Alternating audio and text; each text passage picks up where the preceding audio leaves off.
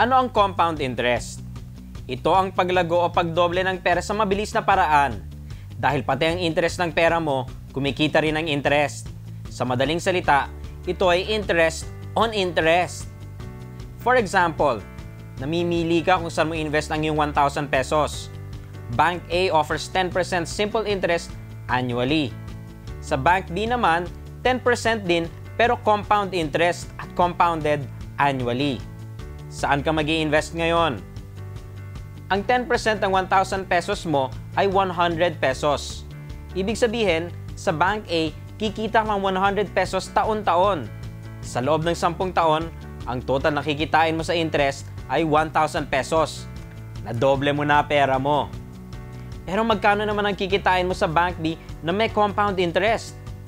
Ang 10% ng 1,000 pesos mo sa unang taon ay 100 pa din. Walang pinagkaiba.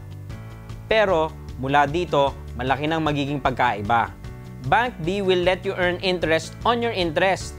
Ibig sabihin, sa pangalawang taon, ang pag-compute ng 10% interest ay hindi na lang sa 1,000 pesos na una mong pinasok, kundi sa 1,000 pesos plus sa 100 pesos interest na kinita mo ng year 1.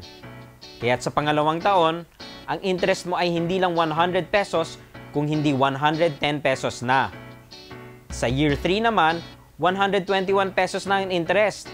At palaki pa yan ng palaki as the years progress. Nagpapatong-patong na kasi ang interest, kaya palaki to ng palaki every year. 10 years after, ang kinita mong interest sa Bank B ay aabot sa higit na 1,500 pesos. Mas malaki pa kesa sa una mong ininvest na pera. Isipin mo na lang kung ano mangyayari kung ipagpatuloy mo pa ito hanggang 20, 30, or 50 years. Kaya malaking bagay talaga if we start early. The earlier we start, the longer we can invest, the more money we can make.